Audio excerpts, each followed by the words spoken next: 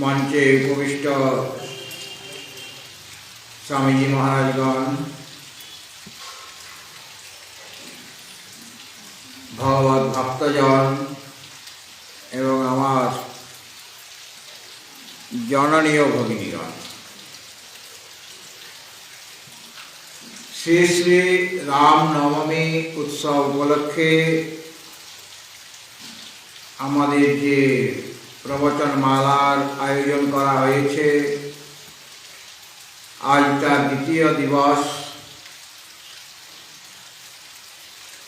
প্রত্যহ সন্ধ্যা 7 ঘটিকা থেকে আরম্ভ হওয়ার কথা, কিন্তু আজকে আকাশ পরিষ্কার নয়, বৃষ্টি হচ্ছে, যার জন্য আজ আমাদের বসতে একটু দেরি হয়েছে।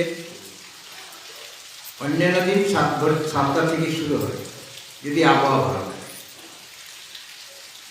এবং আমরা 7 দিন যাবৎ অর্থাৎ গতকাল থেকে আগামী বৃহস্পতিবার পর্যন্ত মানে 26শে মার্চ অবধি সন্ধ্যাবেলায় প্রতিদিনই আমাদের শ্রী শ্রী রাম কথা অর্থাৎ ভগবান শ্রীরামচন্দ্রের যে চরিত কথা নিয়ে আলোচনা হবে। যেহেতু এটা রাম নবমী উৎসব, এই কারণে ভগবান রামের কথায় আলোচনা করা হবে এই 7 দিন যাবৎ। এবং অন্তিম দিনে অর্থাৎ 27শে মার্চ 12ই চৈত্র শুক্রবার, ওই দিনে ভুবনেশ্বরী মাতার বিশেষ পূজা পাঠ হবে, ভগবান রামচন্দ্রের বিশেষ পূজা হবে এবং তৎ উপলক্ষে হোম যাগ ওই দিনে অনুষ্ঠিত হবে এবং এই জ্ঞানযজ্ঞ এবং উৎসবেরও পূর্ণাহুতি ওই দিনেই হবে। শ্রী গণেশায় নমঃ, শ্রী সরস্বত্যৈ নমঃ, শ্রী গুরুভ্যো নমঃ। ওম নমো ভগবতে রামভদ্রায় নমঃ। ওম শ্রী রাম শরণং মম। আপদাং অপহর্তারং দাতারং সর্বসম্পদাং লোকাভিরামং শ্রীরামং ভূয়ো ভূয়ো নমাম্যহম। লোকাভিরামং শ্রীরামং ভূয়ো ভূয়ো নমাম্যহম। ওম রামচন্দ্রায় ওম রামায় রামভদ্রায় রামচন্দ্রায় বেদসে রঘুনাথায় নাথায় সীতায়া পতয়ে নমঃ। সীতায়া পতয়ে নমঃ। গতকাল আমরা দেখেছি দেবর্ষি নারদ দস্যু রত্নাকরকে দীক্ষা দিয়েছেন। কেননা দস্যু রত্নাকর তার নিজের ভুলটা বুঝতে পেরেছেন, তার এত যে পাপ কার্য হচ্ছে কেউ ভাগ নেবে না, এইটাই নিয়ম। যে যে কর্ম করবে ফলটা তাকেই ভোগ করতে হবে, অন্য কেউ অংশীদার নয়। আজ যখন বুঝলেন রত্নাকর যে অনেক অনেক পাপের বোঝা এসে গেছে আমার মধ্যে, এখন উপায় কি? দেবর্ষিকে জিজ্ঞাসা করলেন কি উপায়। তখন তিনি ভগবান রামের মন্ত্র দিলেন, তাকে উপদেশ করলেন।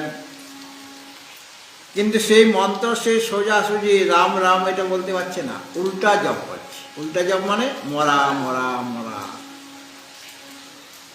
উল্টা নাম জপত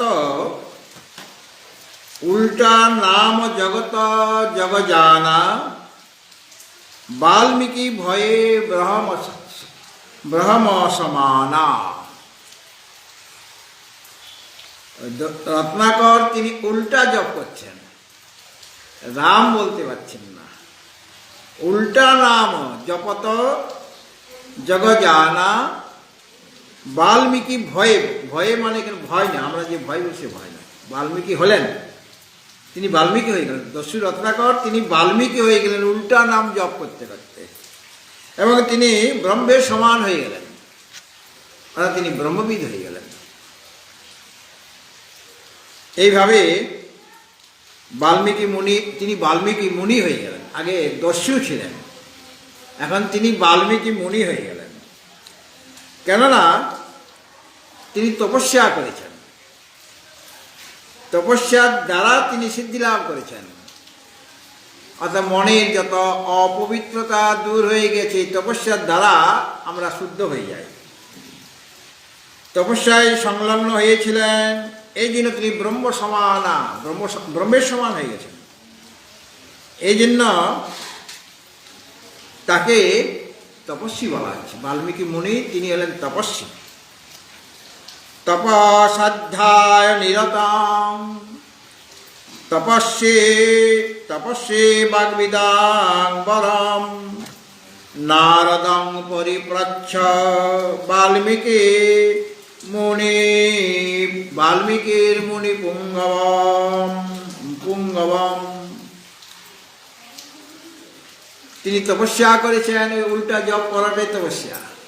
উল্টাটার উল্টা রইল না, সোজা হইল। হ্যাঁ, নামের এমন মহিমা, এবং দেবর্ষি নারদের শক্তি, তিনি গুরু হচ্ছেন। দেবর্ষি নারদ ওই দস্যু রত্নাকরেরও প্রাচীন, তাহলে গুরুর শক্তি আছে, কাজ করছে, আর সে তার নিজের ভুলটা বুঝতে পেরেছে। কে বুঝতে পেরেছে? রত্নাকর, তিনি তার ভুলটা বুঝতে পেরেছেন।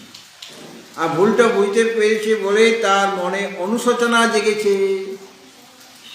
আর অনুশোচনা জাগাতে কিভাবে এই পাপের হাত থেকে আমি মুক্ত হব এবং সদাচারী হতে পারবো, ভগবানের ভক্ত হব, সেই ভাবনা নিয়ে তিনি তপস্যা করে গিয়েছেন। শরীরের দিকে তার কোনো আর খেয়াল নেই যখন তপস্যা করছিলেন। এই যে আমরা যখন জপে বসি বা পূজা পাঠে বসি, তখন মনটা আমরা পুরোপুরি লাগাতে পারি না। কেন? আমি ভাবছি তখন যে জপটা শেষ হলে ওই কাজটা করতে হবে, হ্যাঁ, বা পূজাটা শেষ হলে ওখানে যেতে হবে। ওটা মনে ঠিক মানে আমি রুটিন তৈরি করছি তো পূজা বা জপ, কিন্তু আগের থেকে পূজা করার সময় বা মন্ত্র জপ করার সময় আমি স্থির করছি যে এর পরেরটা কী হবে। জপ সমাপ্ত হয়ে গেলে আমি কি কাজ করব? তাহলে মনটা ব্যগ্র হয়ে গেল কি না, অন্য জায়গায় চলে যাই কাজটা করতে, তখন ওই কাজের দিকে তার ধ্যানটা চলে গেল। এই জন্য মনটা চঞ্চল হয়ে গেল। এই জন্য অভ্যাসে নতু কন্তেয় বৈরাগ্যে নতু গৃহতে। অভ্যাস চাই আর বৈরাগ্য চাই। তুমি তো অন্য কাজ করার জন্য আসনি সংসারে, কিসের জন্য? ভগবানের কাজ করার জন্য এসেছো, ভগবানের সেবা করার জন্য এসেছো, তাকে লাভ করার জন্য এসেছো, মানে মানব শরীর পেয়েছো, অন্য কাজ করার জন্য তো নয়। কাজেই যে কাজটা এখন তুমি লেগেছো, মানে ভগবানের সেবা করার জন্য, জপ করাটা একটা ভগবানের সেবা। এর দ্বারা আমার শরীর শুদ্ধ হবে, মন শুদ্ধ হবে, মন একাগ্র হয়ে যাবে, আর মনের মধ্যে একটা প্রসন্নতা আসবে। আছে কি না? যত আমরা ভগবানের আশ্রয় করব, তত আমাদের মনটি প্রসন্ন হবে, আমাদের মনের মধ্যে আনন্দ আসবে। যত আমরা ভগবানের গুণগান করব, তত মনটা ভগবানের প্রতি, আমাদের মনে আনন্দ আসবে, আর ভগবানের প্রতি আমার আসক্তিটা দিন দিন বাড়বে। তাহলে পর এই যে নিজের ভুলটা বুঝতে পেরেছেন রত্নাকর, যেমন গীতার মধ্যে অর্জুন তার ভুলটা বুঝতে মানে তিনি যা যা বলেছেন প্রথম অধ্যায়ে, সেটা যে একদম ঠিক, সেটা তার মনে সংশয় জেগেছে।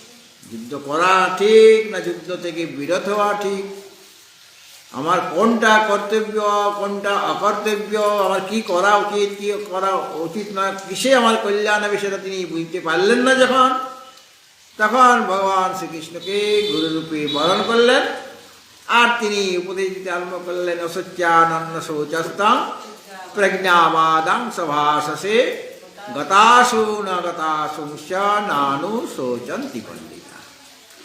এখন দস্যু রত্নাকর তিনি তপস্যা করেছেন, গুরু শক্তি সঞ্চারিত হয়েছে তার মধ্যে, আর নিজের একটা ভাবনা আছে, অর্থাৎ কিভাবে এত এত যে অপরাধ হয়ে গেছে আমার বিনা মানে জ্ঞাত সারে অজ্ঞাত সারে, আমাদের অপরাধ করি, কিছু জ্ঞাত সারে করি, কিছু অজ্ঞাত সারে করি। তাহলে এই যে আমাদের অপরাধ হয়ে গিয়েছে, সেই অপরাধের হাত থেকে মুক্তি লাভের উপায়, অপরাধগুলি হচ্ছে আমার দোষ, সেই দোষ থেকে আমাদের মুক্ত হতে হবে। তো তিনি মুক্ত হয়ে গেছেন কিভাবে? তপস্যার দ্বারা, জপের দ্বারা, তপস্যার দ্বারা, স্বাধ্যায়ের দ্বারা, এবং তিনি তপস্বী হয়ে গেলেন। কে? এই দস্যু রত্নাকর। এমন যে বাল্মীকি মুনি তিনি নারদং পরিপ্রচ্ছ, দেবর্ষি নারদ আবার এসেছেন। অর্থাৎ যখন জঙ্গলে তিনি অপরাধ করছিলেন, খুন খারাপি করছিলেন, লুটতরাজ করছিলেন, তখনও দেবর্ষি নারদ। আর যখন তিনি বাল্মীকি মুনি হয়ে গেলেন তপস্যার দ্বারা, তখনও বাল্মীকি মুনি এসে হাজির, এই দেবর্ষি নারদ এসে হাজির বাল্মীকি মুনির কাছে। আগে দস্যু রত্নাকরের কাছে নারদ এসে পৌঁছেছিলেন, তার লুট করবে সব ওই রত্নাকর। আর এখন তপস্যায় তিনি সিদ্ধি লাভ করেছেন, তিনি ব্রহ্ম সমানা হয়ে গেছেন। আবার গুরুদেব এসেছেন যে আমি যে মন্ত্র দিলাম, কাজ কি হলো, শিষ্যের মধ্যে কোনো পরিবর্তন হয়েছে কিনা, এটা গুরু দেখার কাজ। হ্যাঁ, গুরু দেখেন যে ওকে তো আমি মন্ত্র দিলাম, জপের নিয়ম বলে দিলাম, সন্ধ্যা বন্দনা করার নিয়ম বলে দিলাম, এখন সে কতটা অগ্রসর হয়েছে মাঝে মাঝে গুরুদেব খবর নেন। আপনি দেখা করতে এসছেন গুরুদেবের সাথে, বাঁকুড়াতে দীক্ষা নিয়েছিলেন, তারপরে তো দীক্ষা দিয়ে গুরুদেব চলে গেছেন বাইরে, অন্য কাজ, অন্য জায়গায় গেছেন, সেখানে পাঠ প্রবচন করছেন। আবার 6 মাস বা 1 বছর পর যখন আসছেন, আপনি প্রণাম করতে গেলেন, আগেই জিজ্ঞেস করবে তুমি জব ঠিক মতো করছো তো, তোমার মনটা এখন ভালো আছে তো, তুমি এখন খুশি তো, জিজ্ঞাসা করবেন। যদি বলে না মনটা খুশি নেই, আনন্দ নাই, বলে তাহলে জব ঠিকভাবে করছো না, তোমাকে যেভাবে করে বলেছিলাম সেইভাবে করছো না, গীতা পাঠ করছো না, শাস্ত্র আলোচনা করছো না, সৎসঙ্গে আসছো না, এই জন্য তোমার মনে দুঃখ, ওগুলো করো, নির্দেশ দিলেন। সেরকম দেবর্ষি নারদ এসে উপস্থিত হয়ে গিয়েছেন। শিষ্যের কি অবস্থা এখন হয়েছে তিনি দেখলেন, তাকে দেখেই তিনি প্রসন্ন হয়ে গেছেন দেবর্ষি নারদ। কেননা তিনি আর দস্যু নন, অপিচে সুদূরাচার ভজতে মাম অনন্য ভাব সাধুরে বসমন্তব্য সম্যক ব্যবসিতই স। কারণ তিনি সাধু হয়ে গেছেন, মুনি হয়ে গেছেন, মানে দস্যু থেকে মুনি স্তরে তিনি পৌঁছে গিয়েছেন। আমরা ওই রকম এখন তো আমরা দস্যু হয়ে আছি, সংসারে কাজে মেতে আছি, এবং সংসারে কাজ করাটাই, সংসারে সুখে থাকাটাই বা ভোগ্যবস্তু ভোগ করাটাই আমাদের কাছে আমাদের স্বভাব হয়ে গেছে। কাজে আমরা এই সংসারে আসক্ত হয়ে আছি, অর্থাৎ অসুরের মতো কাজ করছি আমরা। হ্যাঁ, যদি আমরা অসুর মানে কি, অসুর মানে প্রাণ, কথা শুনে অসুর মানে প্রাণ, আবার প্রাণটা ইন্দ্রিয়েরও উপলক্ষণ। তাহলে অসুর মানে ইন্দ্রিয়ের ভোগ্য বিষয়ে যারা মানে রত থাকে, মানে শব্দ স্পর্শ রূপ গন্ধ নিয়েই মেতে আছে, মানে সংসার নিয়েই মেতে আছে, তারা হলো অসুর। আর যাদের ইন্দ্রিয় মন মানে বহিরিন্দ্রিয় এবং অন্তর ইন্দ্রিয় ভোগে লিপ্ত নয়, ভোগ মানে ত্যাগ করেছেন, অভ্যাস এই নতুকন্তে বৈরাগ্য অবলম্বন করেছেন, এবং তখন ইন্দ্রিয়গুলি তার আছে, তখনও মন আছে, সেই মন দিয়ে আগে সংসারে চিন্তা করছিল, এখন কার চিন্তা করছে? ভগবত চিন্তন করছে। তাহলে পর অসুর অবস্থায় আমরা আমাদের ইন্দ্রিয় সকলের দ্বারা বা শরীরের দ্বারা, বাক্যের দ্বারা, মনের দ্বারা কেবল সংসারের কথাই ভাবছি, সংসারের জন্য কাজ করছি, মানে মিথ্যা সংসারের জন্য কাজ করছি। আর যখন গুরুর উপদেশ পেয়ে গেলাম, তপস্যা করলাম, তারপরে সে কি করবে? এখন সে কেবলমাত্র ঈশ্বরের কথা ভাববে, শরীরের দ্বারা, বাক্যের দ্বারা, মনের দ্বারা, সব কায় বাক মন, শারীরিক, বাচিক আর মানসিক, তিনভাবেই তিনি একদম তার আশ্রিত হয়ে যাবেন। তমেব শরণং গচ্ছ সর্বভাবেন ভারত, সর্বতভাবে মানে শারীরিকভাবে, বাচিকভাবে, মানসিকভাবে তার আশ্রয় গ্রহণ করো। হ্যাঁ, একবার হরিদ্বারে এই শ্লোকটা নিয়ে কথা বলছিলাম, মানে প্রবচন ছিল, আমি প্রবচনের মধ্যে এইটা উল্লেখ করলাম। তবে গুরুদেব বসে আছেন, হ্যাঁ, প্রতি বৈশাখ মাসে এক পাঠ হতো ওখানে, আগে গুরুদেব যখন থাকতেন, পাঠ মানে সাধারণ সেদিনের পাঠ, বৈশাখী পাঠ।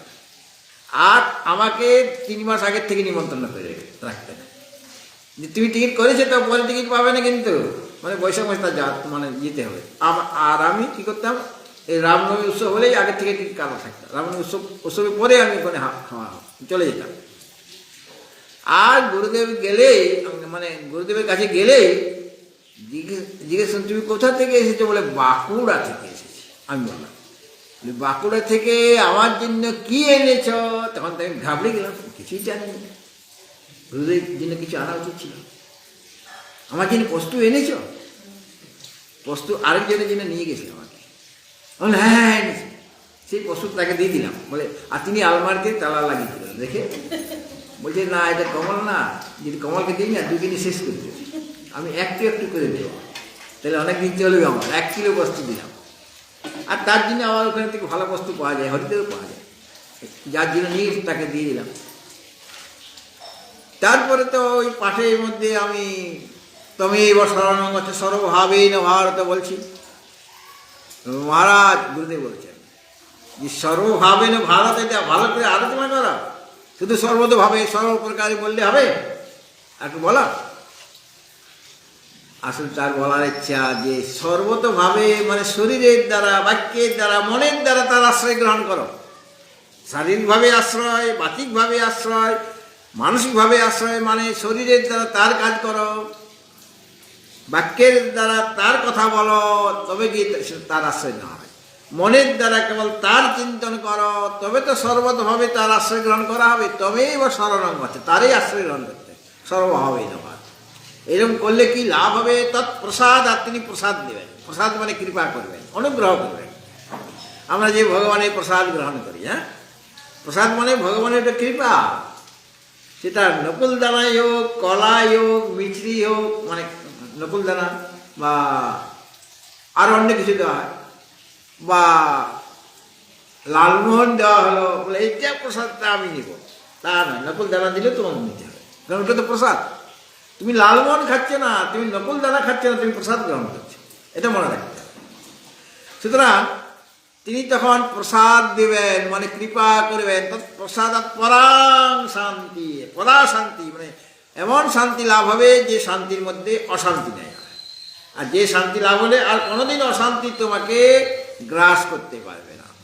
তৎপ্রসাদ পরাং শান্তি স্থানং প্রাপ্স্যসি শাশ্বতম, আর শাশ্বত স্থান লাভ করবে। অর্থাৎ যেখানে গেলে তোমাকে আর ফিরে আসতে হবে না, আর জন্মগ্রহণ করতে হবে না। অর্থাৎ নিজের স্বরূপে তুমি প্রতিষ্ঠিত হয়ে যাবে। তুমি কে এটা তুমি বুঝতে পারবে। এতদিন তুমি বলছিলে আমি ব্রাহ্মণ, আমি ক্ষত্রিয়, বৈশ্য, শূদ্র, বা আমি ব্রহ্মচারী। গৃহস্থ বলছে আমি গৃহস্থ, বানপ্রস্থী বলছে আমি বানপ্রস্থী, আমি সন্ন্যাসী। বলে এইটা তোমার স্বরূপ নয়। তুমি ব্রহ্মচারীও নও, গৃহস্থও নও, বানপ্রস্থীও নও, সন্ন্যাসীও নও, তাহলে তুমি কে? আচার্য বলছেন চিদানন্দ রূপ শিবোহং শিব, ওইটা আমার স্বরূপ। আমি চিদানন্দ স্বরূপ, মানে সচ্চিদানন্দ স্বরূপ। আমি শিবস্বরূপ, মানে কল্যাণ স্বরূপ, আমি মঙ্গল স্বরূপ। সুতরাং এমন একটা জিনিসকে তিনি আশ্রয় করতে বলেছিলেন দেবর্ষি নারদ, ওই দস্যু রত্নাকর, যাকে আশ্রয় করলে পরে আর সংসার থাকে না, আর কোনো অপরাধ থাকে না, সব অপরাধ সব মিটে যায়।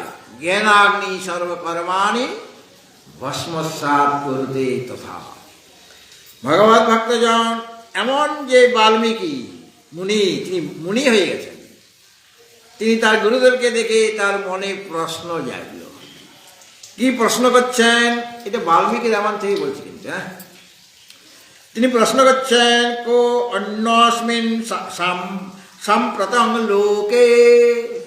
বাল্মীকি রামায়ণ সংস্কৃতে, আর রামচরিত মানস তুলসীদাসের হিন্দিতে। হিন্দি মানে এই চলতি হিন্দি নয়, একটু পুরনো হিন্দি। গুণবান কস্য বীর্যবান ধর্মজ্ঞস্য কৃতজ্ঞস্য সত্য বাক্যো দৃঢ়ব্রতঃ চারিত্রেণ চকো যুক্তঃ সর্বভূতেষু কো হিতঃ বিদ্বান ক সর্বজ্ঞস্য কশ্চৈক প্রিয়দর্শন। কিছু প্রশ্ন করছেন কে? এই বাল্মীকি মুনি। এই যে বাল্মীকি মুনির মধ্যে যে প্রশ্নগুলি জেগেছে, অনেকগুলি প্রশ্ন করেছেন। কার কাছে রাখলেন? গুরুর কাছে। শিষ্য তার মনে যে সংশয়, সেটা কার কাছে জানাবে? কোনো সমস্যা হলে কার কাছে জানাবে? গুরুর কাছে জানাবে। আধ্যাত্মিক বিষয়ে সমস্যা হলে, আর ব্যবহারিক বিষয়ে সমস্যা হলে তৎ বিষয়ে যারা অভিজ্ঞ তার কাছে যাবে। আমার রোগ হয়েছে তো ডাক্তারের কাছে চলো। ব্যবসাতে আমার ঠিকভাবে চলছে না, ক্ষতি হয়ে যাচ্ছে, তাহলে একজন ভালো ব্যবসায়িকের কাছে যাও, সে তোমাকে উপদেশ দেবে। আর আধ্যাত্মিক বিষয়ে কোনো সমস্যা হয়েছে তো আধ্যাত্মিক গুরু রয়েছেন, সদ্গুরু রয়েছেন, তার কাছে তুমি প্রশ্ন করো। প্রশ্নটাগুলি দেখুন। তিনি প্রশ্ন করছেন, হে দেবর্ষি, সাম্প্রতম, সম্প্রতিকালে মানে বর্তমান সময়ে, মানে তখন ত্রেতা যুগ চলছে। হ্যাঁ, যুগটা কি? ত্রেতা যুগ। কটা যুগ আমাদের? চারটা। সত্য, ত্রেতা, দ্বাপর আর কলি। এখন কি যুগ চলছে? এখন সত্য যুগ চলছে। যেখানে সৎসঙ্গ সেখানে কলি প্রবেশ করতে পারবে। এইখানে তো ত্রেতা যুগের ব্যাপার বলে, এই যে ত্রেতা মানে 3, দ্বাপর মানে 2। দাপরটা 2 নম্বরে লেখা উচিত ছিল। এই সত্যযুগের পরে দাপর, তারপরে ত্রেতা। অনেকে প্রশ্ন করে, বলেন না, ধর্মের 4টা পাদ। সত্যযুগে 4টা পাদেই থাকে, মানে 4টে অংশে থাকে, ধর্মের 4টে অংশে থাকে। আর ত্রেতা যুগে একটা পাদ নষ্ট হয়ে যায়, তখন 3টা পাদ থাকে বলে ত্রেতা যুগ। আর দাপরে ধর্মের 2টা পাদ থাকে, আর কলিতে একটা পাদ। ওই যে পরীক্ষিত মহারাজ দেখেছেন, একটা গরু, তার একটা পাদ। কলিতে একটা পাদ, মানে ধর্মের একটা পাদ অবশিষ্ট আছে, যে কোনো সময় ওই পাটাও ভেঙে দিতে পারে। হ্যাঁ, এই জন্য সত্য, ত্রেতা, দাপর আর কলি। তো তিনি এটা ত্রেতা যুগের কথা তিনি বলছেন। সাম্প্রতম, বর্তমানে এই সংসারে গুণবান। বাল্মীকি মুনি তিনি রামচন্দ্রকে মানুষের মতো দেখছেন। তিনি ভগবান বিষ্ণুর অবতার, রাম অবতার তিনি, কিন্তু দৃষ্টিটা কি? তাকে আমি মানুষের মতো দেখছি। তার মধ্যে কি কি গুণ আছে, যে গুণগুলি আছে সেই গুণগুলি যাতে করে আমার মধ্যেও এসে যায়। যে যার চিন্তা করে তার গুণগুলি তার মধ্যে এসে যায়। আমি যদি শত্রু চিন্তা বেশি করি, ওর মধ্যে এই দোষ, সেই দোষ, অমুক দোষ, অনেক কিছু চিন্তা করছি, তাহলে তুমি নিশ্চিন্ত থাকো, ওই শত্রুর দোষগুলি তোমার মধ্যে এসে আক্রমণ করে দেবে। ওই দোষগুলি তোমার মধ্যে এসে যাবে, যে তুমি শত্রুর কথা ভাবছো। দেখুন ভাগবতে ওই জয় বিজয় 3টা জন্ম হয়েছিল তো, হিরণ্যাক্ষ আর হিরণ্যকশিপু। আর কাকে সে মানে হিরণ্যাক্ষ, সব ভগবান নারায়ণকে প্রতি বিদ্বেষ। ভগবান নারায়ণের বিদ্বেষ মানে কি? সব সময় ওর নিন্দা করছে, ওর কথা ভাবছে। ভাবতে ভাবতে নারায়ণের গুণগুলি তাদের মধ্যে এসে যাচ্ছে, হিরণ্যাক্ষ হিরণ্যকশিপু। হ্যাঁ, বিদ্বেষ ভাব নিয়ে ভগবানের সাধনা, ওটা আরাধনা করছে ভগবানের, বিদ্বেষ ভাব নিয়ে। আর ভগবান নারায়ণের হাতেই তাদের দুজনের এই মৃত্যু হলো। একজন বরাহ রূপে হিরণ্যাক্ষ, বরাহ রূপে তাকে মেরেছেন, আরেকজনকে নৃসিংহ রূপে মারলেন। তারপরে ত্রেতা যুগে রাবণ আর কুম্ভকর্ণ ওই রামের সাথে বিরোধ। রাম তো ভগবান, রামের সাথে বিরোধ। রামের সীতাকে অপহরণ করে নিয়ে গিয়েছেন। আর এতে করে সব রাবণ তো লঙ্কায় নিয়ে গেছে, আর ভাবছে ভয়ে যে রাম আসবে, আমি তো তার সীতা নিয়ে চলে এসেছি, তার পত্নী নিয়ে চলে এসেছি, কাজে রাম আসবে, তার সাথে যুদ্ধ করা খুব কঠিন, সে ভগবান, সে জানেন। এইভাবে রামের কথা ভাবতে ভাবতে রামের হাতেই তার মৃত্যু হলো। হ্যাঁ, কুম্ভকর্ণ তার। আবার দাপরে শিশুপাল আর দন্তবক্ত্র কার হাতে মারা গেল? ওই ভগবান শ্রীকৃষ্ণ। শিশুপালও এরকম ভাবে ভগবানের শুধু নিন্দা করতে, মানে অপরাধ করছে, 100 বেশি অপরাধ হলে তাকে মারবে। তো জেনে শুনে তিনি অপরাধ করছে, সে জানে, শিশুপালও জানে যে অপরাধ করলে 100টা পার হয়ে গেলে মেরে দিবে আমাকে, তথাপি অপরাধ করছে কেন? তার হাতে সে মৃত্যু চাইছে। ভগবানের হাতে মৃত্যু মানে ভগবানের অঙ্গ স্পর্শ করে সদ্গতি হয়েছে। পুতনা সে তো জানে না এই গোপাল কৃষ্ণ, এই স্বয়ং ভগবান, পুতনা জানে, অথচ সে রাক্ষসী, এত সহজে সে সদ্গতি লাভ করতে পারবে না। আর কংস তাকে পাঠালো, কংস মানে সে তো ভগবানের ভক্ত, সে তো মামা, কৃষ্ণের মামা। কংস জানে কৃষ্ণটাকে, ওকে এত সহজে কৃষ্ণকে বলরামকে মারা যাবে না। মথুরে নিয়ে আসলো ওখান থেকে, ব্রজা থেকে, কিন্তু ওকে মারার জন্য এনেছিল, কিন্তু মারতে পারবে না সেটা সে জানে। সে জানে এমনভাবে পরিবেশ সৃষ্টি করবো যাতে করে আমি কৃষ্ণের হাতে মারা যাই, ভাগ্নের হাতে মামার মৃত্যু হবে। আর কংস যখন মারা যাচ্ছে তাকে ধরেছে, তখন কার দিকে তাকিয়ে আছে? কৃষ্ণের দিকে, কৃষ্ণের দিকে তাকিয়ে আছে। আর তার দিকে তাকাতে তাকাতে তিনি ওই শরীর ছেড়ে দিলেন, মানে মৃত্যু হয়ে গেল। আর আমাদের গীতাতেও আছে, অন্তকালে চ মামেব স্মরণ মুক্তা কলেবরম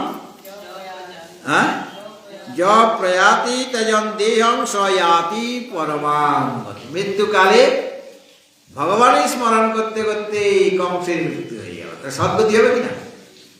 আবার দেখুন ওই পিতামহ ভীষ্ম মহাভারতে তিনিও মৃত্যুকালে ভগবানের দর্শন করতে করতে করতে তিনি শরীর ছাড়লেন। কারণ তার তো বর ছিল, ইচ্ছা মৃত্যু বর ছিল। তার বাবাই, তার পিতা হচ্ছেন শান্তনু, তাকে ইচ্ছা মৃত্যু বর দিয়েছিল, যেহেতু তিনি বলেছিলেন যে আমি রাজা হতে চাই না, ওই সত্যবতীকে বিবাহ করবে আর কি, সত্যবতীকে। আর সত্যবতীর পিতা বলে যে আমার ছেলে যদি রাজা হয় তাহলে দিতে পারি মেয়েকে, তাছাড়া দেব না। তখন ভীষ্ম তিনি প্রতিজ্ঞা করলেন, তখন তার ভীষ্ম নাম ছিল না, দেবব্রত। ভীষণ প্রতিজ্ঞা করলেন যে আমি সারা জীবন ব্রহ্মচারী থাকবো। এতে খুব খুশি হয়েছিলেন শান্তনু, তখন ইচ্ছা মৃত্যু বর দিয়েছিলেন। আর সেই ভীষ্ম তিনি ভগবানের ভক্ত, তিনি মৃত্যুকালে আহ্বান করছেন মনে মনে কৃষ্ণকে, মানে বলেন না, নিমন্ত্রণ পাঠান না, আমাকে দেখে যাও, আমাকে দেখে যাও, আমি মরণ দশায় আছি। হ্যাঁ, বা লোক মারফত জানায়নি তাকে যে আমি আছি, কিন্তু ভগবান বুঝতে পেরেছেন, তিনি চলে গেলেন। একা গেলেন না, সব ভক্তদের, মুনি ঋষিদের, পঞ্চ পাণ্ডবদের নিয়ে গিয়েছেন। আর তাকে অনেক ওই সময় অনেক উপদেশও দিয়েছেন ভীষ্মজি। তা বলে আর কথা বলতে পারছি না, আর বলছে ভগবান আপনার কাছে একটু অনুরোধ, প্রার্থনা আছে। কি প্রার্থনা? আমি তো মাথাটা নাড়তে পারছি না, মানে মাথা নাড়ার ক্ষমতা নাই। আর বিছানা টিছানা তো সব অর্জনই করে দিয়েছে, বালিশও তিনিয়ে দিয়েছেন। আবার সে গঙ্গা জলও খাইয়ে দিয়েছেন, মানে যখন কোনো কষ্ট হয় তখন টেস্টটা বেশি লাগে। এখন এমনভাবে তুমি দাঁড়াও যাতে করে আমি এই মাথা না নাড়িয়ে তোমাকে, তোমার সারা অঙ্গ দেখতে পাই, একজন নখ থেকে কিলো অব্দি। আর আমি তোমার দিকে তাকিয়ে থাকবো, তোমাকে তোমাকে দর্শন করে, তোমাকে স্মরণ করতে করতে আমি আমার এই শরীর ত্যাগ করতে চাই। তিনি তাই করলেন ভগবান, ভগবান তো ভক্তের অধিক। আর তিনি শরীর ত্যাগ করলেন, আর তার সদ্গতি হলো, মানে তিনি সেই অষ্টবসুর মধ্যে একজন, আবার অষ্টবসু নিজের যে স্মৃতি সেখানে ফিরে পেলেন। তো ভগবানের কি গুণ সেগুলি আমার জানতে হবে। বালকমণি কেন জিজ্ঞেস করছেন? কেন তিনি তখন রামায়ণ লিখবেন, এখন রামায়ণ সম্পর্কে তার তো জ্ঞান চাই, রামের চরিত্র কীরকম জানা চাই। দেবশ্রী নারদ শিখাচ্ছেন, তাকে প্রশ্ন করেছেন যে এই বর্তমান কালে, মানে ত্রেতা যুগে, এই সংসারে, এই জগতে গুণবান মানে অনেক গুণ আছে, বীর্যবান, বীর্য মানে শক্তি, শক্তিশালী, এবং ধর্মজ্ঞ ব্যক্তি, কৃতজ্ঞ। আমরা কুকুর যেমন খুব বিশ্বাসী, সে মালিকের কোনো অকল্যাণ হোক সেটা সে চায় না, সে কৃতজ্ঞ। মানুষের বেশি অকৃতজ্ঞ হয়ে যায়, কিন্তু যিনি কৃতজ্ঞ অর্থাৎ অন্যের যে তার উপকার করছে সে ভুলে না, তার জন্য তাকে বাহবা দেয়, তাকে তার কথা মনে রাখে, তিনি কৃতজ্ঞ। এবং সত্যযুক্ত, সত্য থেকে যিনি নড়েন না, মিথ্যার আশ্রয় কখনো গ্রহণ করেন না, এবং দৃঢ় প্রতিজ্ঞ, দৃঢ় ব্রত। আমাদের প্রতিজ্ঞাটা মানে ঠুনকো প্রতিজ্ঞা, যে আমি আজকে সারাদিন কারোর সাথে ঝগড়া করবো না, আমি প্রতিজ্ঞা করলাম সকালবেলা, আর তারপরে একটুখানি মৌন ছিলাম, কথা মানে ঝগড়া টগড়া করি না, তারপর থেকে ঝগড়া শুরু হয়ে, মানে আমি আমার প্রতিজ্ঞা ঠিক রাখতে পারলাম না। ব্রত মানে প্রতিজ্ঞা, দৃঢ়ব্রত, ব্রতে যেন কোনো গোলমাল না হয়। এই ব্রত উপাসনা মানে একাদশী, সেটা তো একটা ব্রত। একাদশীতে কি খাবে মানে সে ঠিক করেছে, সাবু খাবে সকালে বা সামা চালে খাবে বা ফলমূল খেয়ে থাকবে। তারপরে দেখছি খুব খিদা পেয়েছে, বলে এই আটা জিনিসটা খাওয়া যাবে না, চায়ের সাথে 2টা বিস্কুট, মানে সে আবার বলে ঠিক আছে সুগার ফ্রি, আর আটার নুন দেওয়া নেই, সুগার ফ্রি বটে, চিনিও নাই, ডাইজেস্টিভ, 2টা বার করেছে, সকালে চায়ের সাথে খাবে, কিন্তু আটা খাওয়ার ঠিক নয়, মানে খায় না স্যার। তার ব্রত হচ্ছে আটা খাবে না, লুচি খাবে না, পরোটা খাবে না। তারপরে 2টা খাওয়ার পর আর 2টা খাই, কেউ তো নাই, পরিমাণ দিকে জব করছে, মানে ব্রতটা আমার ঠিক হলো না। হ্যাঁ, ব্রতটা আমি ব্রত ভঙ্গ হয়ে গেলাম। কিন্তু তিনি দৃঢ়ব্রত, যেটা তিনি প্রতিজ্ঞা করবেন সেটা করে ছাড়বেন, মানে জেদি যাকে বলা আছে। একটা অসৎ বিষয়ে জেদ রাখা, একটা সৎ বিষয়ে জেদ রাখা। তিনি সৎ বিষয়ে জেদ মানে যেটা তিনি প্রতিজ্ঞা, তার ব্রত যেটা নিয়েছেন সেটা তিনি করেছেন। তার ব্রত হচ্ছে যে আমার আশ্রয় চাইবে, আমার কাছে আমার আশ্রয় চাইবে, আমার শরণাপন্নেও তাকে আমি আশ্রয় দেব। বিভীষণ আসছেন, সে তো লঙ্কায় রামের সেই ভাই, আর এই রাবণের ভাই, আর রাবণ থেকে লাঠি মেরেছে, আর বিভীষণ মনের দুঃখে আসছে রামের কাছে, রাম তো এদিকে আছে, আর হনুমান আর অন্যান্য যারা ছিল, নীল, নল, জম্বুমার, সকলে বলছে এই রাক্ষসটা আসছে, এরা মায়াবী, ভগবানকে আগের থেকে বোঝাচ্ছে, ওর কথাই কিন্তু আপনি ভুলে যাবেন না, ওকে আশ্রয় দেবেন, একে থাকতে দেবেন না। বলে ও থাকলেই না, ওই এখান থেকে সব গুপ্তচরেই আসছে, রাবণই পাঠিয়েছে, আর সব জেনে নিয়ে সে রাবণকে বলে দেবে, কাজে একে বিশ্বাস করবেন না, একে আশ্রয় দেবেন, একে থাকতে দেবেন না। বলে আমি তো সেটা পারবো না। সক্রিদেব প্রপন্নায় তব অস্মিতি যাচতে অভয়ং সর্বভূতেভ্যো দদাম্যে তদ ব্রতং মম। এটা আমার ব্রত, যে একবার সক্রিদেব, একবার আমার শরণাপন্ন হয়ে সক্রিদেব প্রপন্নায় তব অস্মি ইতি যাচতে, আমি তোমার হয়ে গেলাম। এইভাবে যে প্রার্থনা করে, যে চাইবে আমার আশ্রয়, যে চাইবে তাকে আমি, সে যেই হোক, সে আমার শত্রু হলে তাকে আমি আশ্রয় দেব, সে যেই হোক না কেন। সে একবার বলেছে যে রামজি আমাকে আশ্রয় দেন, আমি আপনার শরণাগত হলাম, এইরকম সে ভিক্ষা চেয়েছে। তখন আমার কি কাজ? অভয়ং সর্বভূতেভ্যো দদাম্যে তদ ব্রতং মম। আমি তো তার কোনো ভয় দেখাবো না, তাকে আশ্রয় দেবো, এবং তাকে কেউ ভয় দেখাতে পারবে না, তার কেউ ক্ষতি করতে পারবে, তখন আমি দাঁড়িয়ে যাব। আমার যে আশ্রয়, সে আমার শত্রু, কিন্তু অন্য কেউ যদি তার ক্ষতি করার চেষ্টা করে, তাকে ভয় দেখাবার চেষ্টা করে, তাহলে আমি তখন তার হয়ে কাজ করব, তাকে পরাজিত করে দেব, সমস্ত প্রাণী থেকে তাকে অভয় প্রদান করি। এটাই আমার ব্রত। তাই তোমরা যতই বলো না কেন, আমার ব্রত থেকে আমি বিচলিত হব না। এই হলো ভগবানের গুণ, মানে তিনি মানুষের, তাকে মানুষের মতো দেখা হচ্ছে। কেন? আমরা ভগবানের গুণগুলি নিয়ে আসতে পারি না, কিন্তু মানুষের গুণগুলি আমি ইচ্ছা করলে আনতে পারি। তোমার মধ্যে সৎ আচরণ আছে, সত্য কথা বলো, আমি তোমাকে বারবার দেখছি, তুমি জপ ধ্যান করছো, তপস্যা করছো, এটা বারবার দেখছি, তাহলে আমি ইচ্ছা করলে তোমার গুণে চিন্তন করতে করতে তোমার কাছ থেকে সেই গুণগুলি লাভ করতে পারি।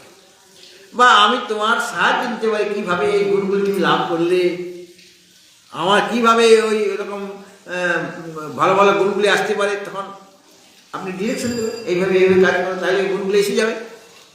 তাহলে মানুষের গুণগুলি আমার মধ্যে এসে যেতে পারে। বাল্মীকি মুনি ওইভাবে তিনি চরিত্রকে দেখাচ্ছেন রামের, মানবের মতো, কিন্তু আসলে তিনি ভগবান বিষ্ণুর অবতার। পরিত্রাণায় সাধূনাং বিনাশায় চ দুষ্কৃতাং ধর্ম সংস্থাপনার্থায় সম্ভবামি যুগে যুগে যদা যদা হি ধর্মস্য গ্লানির্ভবতি ভারত অভ্যুত্থানমধর্মস্য তদাত্মানং সৃজাম্যহম।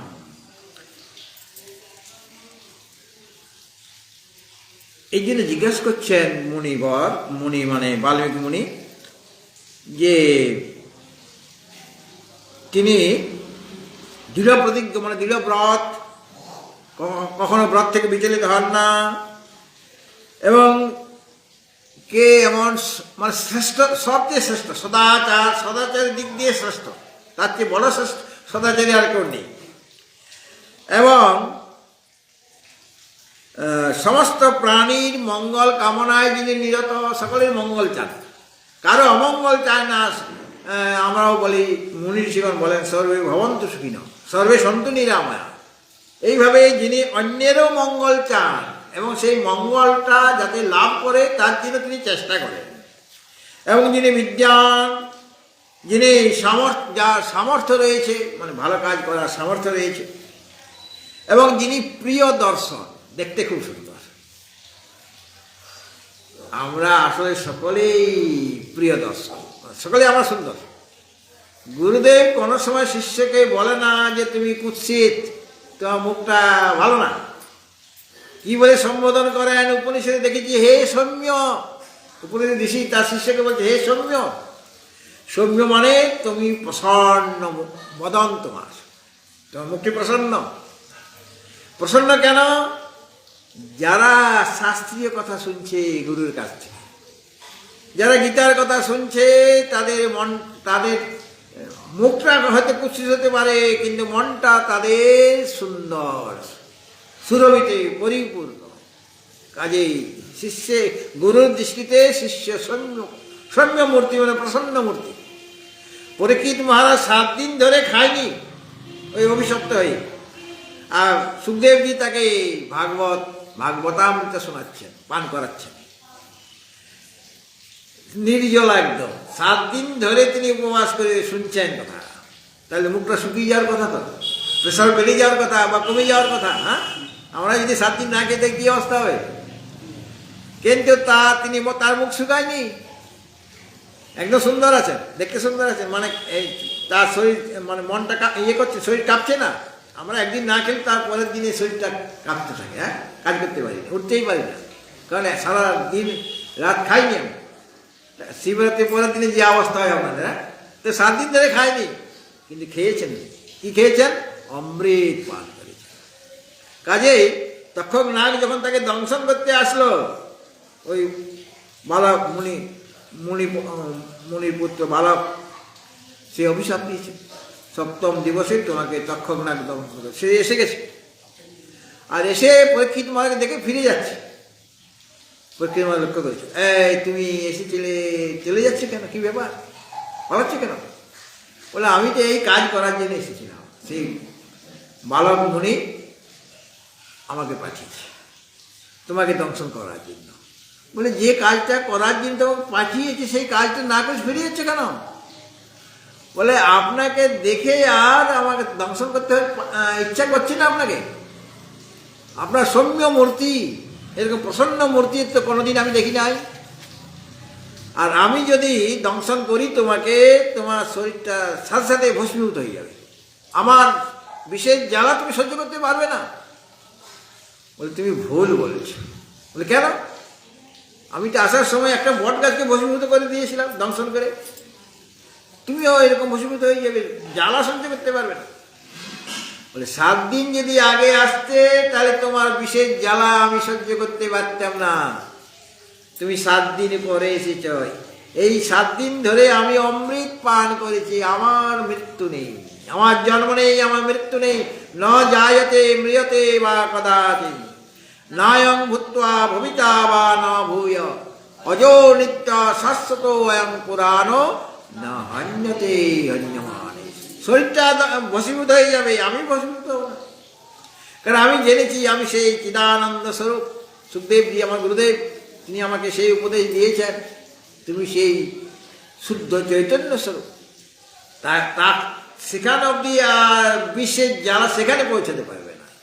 শরীর অবধি পৌঁছাবে, শরীরটা নষ্ট হয়ে যাবে সেটা আমি জানি, কিন্তু শরীরটা তো কত শরীর আমি পেয়েছি আগে। বহুনি মে ব্যতীতানি জন্মানি তব চার্জুন তান্যং বেদ সর্বাণি নতং বেত্থ। অনেক অনেক শরীর পেয়েছি, শরীরটা আমি নই, ইন্দ্রিয়গুলি আমি নই, মন আমি নই, বুদ্ধি আমি নই, এটা আমি জেনেছি। অমৃত পান করার ফলে আমার এই বোধটা হয়েছে। উনি দংশন করলেন তখন না, তার শরীর ভস্মীভূত হয়ে গেল, কিন্তু ন হন্যতে হন্যমান। এই শরীরের বিনাশ হয়ে গেল। পরীক্ষিত মহারাজজি তিনি তো শিবস্বরূপে স্থিত হয়ে গেছেন, তার মৃত্যু নেই। আমাদের আসলে সকলেরই মৃত্যু নেই, কারো মৃত্যু নেই। আমাদের জন্ম কার হয় স্থূল শরীরের, মৃত্যু কার হয় স্থূল শরীরের, কিন্তু শরীর মধ্যে যিনি আছেন, তিনি যে জীব রয়েছেন, তার প্রকৃত স্বরূপ হল শিব চিদান শুদ্ধ চৈতন্য স্বরূপ। এবং এখানে এই যে গুণাবলী, যে গুণগুলি ভগবান রামের মধ্যে রয়েছে, সেইগুলি যখন তার চিন্তন করতে করতে, তার আশ্রয় করতে করতে সেই গুণগুলি তোমার মধ্যে সঞ্চারিত হয়ে যাবে, তখন তুমি অনায়াসে সেই জ্ঞান লাভ করতে পারবে, যে জ্ঞানের প্রভাবে সমস্ত জ্ঞান কেটে যাবে আর তুমি নিজের স্বরূপে স্থিত হতে পারবে। মানে সাধনা, তাকে দেখে তুমি সাধনা করো, তার গুণগুলি যাতে আমার মধ্যে এসে যায়। এই জন্য ভগবান শ্রীকৃষ্ণ গীতার মধ্যে ভক্তের লক্ষণ বলেছেন, জ্ঞানের সাধনগুলি বলেছেন, জ্ঞানীর লক্ষণ বলেছেন, গুণাতীত পুরুষের লক্ষণ, স্থিতপ্রজ্ঞের লক্ষণ, গুণাতীতের লক্ষণ কেন বলছেন? ওই গুণগুলি যাতে তোমার মধ্যে আসে, সেগুলি সংগ্রহ করো, সেগুলি অর্জন করো। এই টাকা পয়সা অর্জন করার জন্য তুমি আসো না, ওই ভক্তের যে গুণ, ভক্তি, সেটা অর্জন করো। গুণাতীত পুরুষের যে লক্ষণ গীতাতে বলা হয়েছে, সেইগুলো তুমি নিজের মধ্যে আনার চেষ্টা করো, তবে গিয়ে তুমি নিজের স্বরূপে স্থিত হতে পারবে। এবং যে যিনি আত্মবাদ, মনকে সংযত করেছেন, মনের প্রতি নিয়ন্ত্রণ তার আছে, মন যেখানে খুশি যেতে পারবে না, একটা স্থির জায়গা, একটা লক্ষ্য স্থির হয়ে আছে। এবং যিনি হিত সাধক, আর যিনি ক্রোধজয়ী, ক্রোধটা নরকের দাস, ত্রিবিধং নরকস্যেদং দ্বারং নাশনম আত্মনা কাম ক্রোধ তথা লোভ তস্মাৎ এতত্রয়ং ত্যজেৎ। কাম ক্রোধ লোভ এগুলিকে ত্যাগ করতে হয়। যিনি ক্রোধকে জয় করেছেন, ক্রোধজয়ী, জিত ক্রোধ, এবং যিনি কান্তিমান, দেখতেও সুন্দর, অঙ্গ কান্তি। ভগবান কৃষ্ণের রূপটি কিরকম? বংশে বিভূষিত করান নবনীরদাভাত পীতাম্বরাদ অরুণবিম্ব ফলাধরোষ্ঠান পূর্ণেন্দু সুন্দর মুখাত অরবিন্দ নেত্রাৎ কৃষ্ণাৎ পরম কিমপি তত্ত্বমহং ন জানি। নতুন মেঘের মতো যার অঙ্গ কান্তি, হাতে বাঁশি, পীতাম্বর, আর ঠোঁটগুলি একদম লাল, অন্য কোনো লাগিয়ে নয়, এমনি স্বাভাবিকভাবেই তার লাল। হ্যাঁ, তো এমন যে ভগবান, তিনি প্রিয় দর্শক, কান্তিমান। এবং সংগ্রামে, যদি সংগ্রামের যুদ্ধে করতে গিয়ে যদি তার ক্রোধ এসে যায়, তখন দেবতারাও তার সামনে দাঁড়াতে পারে না। যিনি ক্রোধ করলে, ক্রোধ এসে গেলে দেবতারাও তার সামনে দাঁড়াতে পারবে না, দেবতারা ভয় পাবে। এরকম কাউকে আপনি কি জানেন? এই বর্তমান কালে এরকম কোনো মানুষ আছে? আমাকে তার কথা বলা, এই বিষয়ে আমি জানতে চাই। কারণ এরকম গুণসম্পন্ন যে পুরুষ, তার কথা, সেরকম কেউ যদি থাকে, তাহলে তার কথা আমাকে বলুন। কেন? আমিও তার কথা ভাববো, তার চিন্তন করব, তার সেবা করে আমিও সেই রকম হয়ে যাব। এবং শুধু আমি নই, এখন তো আগে ছিলাম আমি অন্যের ক্ষতি করতাম, অসুর যখন ছিলাম, দস্যু ছিলাম। এখন আমি অন্যের ক্ষতি করব না, অন্যের কল্যাণ করব, কারণ আমার মনের পরিবর্তন হয়ে গেছে। কাজে অন্যদেরও যাতে মঙ্গল হয় সেরকম একজন পুরুষের খবরটা যদি তুমি আমাকে দাও, তাহলে অন্যকেও সেই পুরুষের কথা আমি বলতে পারি, মানে রামের কথা আমি বলবো, মানে অন্যের কল্যাণ যাতে হতে পারে। এই জন্য আমি আপনার কাছে এমন একজন পুরুষের কথা জানতে চাই যিনি বর্তমান কালে আছেন, এখন জীবিত আছেন, মানে সে আগে ছিল তা না, এখন আছেন, বর্তমান কালে রয়েছেন, সেরকম একজন শ্রেষ্ঠ পুরুষের সন্ধান আমাকে দাও হে দেবর্ষি নারদ, আমাকে সেরকম একজন পুরুষের সন্ধান দাও। আর দেবর্ষি নারদ জানেন কোথায় এইরকম শ্রেষ্ঠ পুরুষ আছে, দুর্লভ পুরুষ। উনি ধীরে ধীরে সেই পুরুষের কথা বাল্মীকি মুনিকে বলবেন, যেটা আপনারা আগামীকাল শিখতে পারেন। এখন একটি আমাদের স্বামীজি মহারাজ একটি ভজন করবে, তারপরে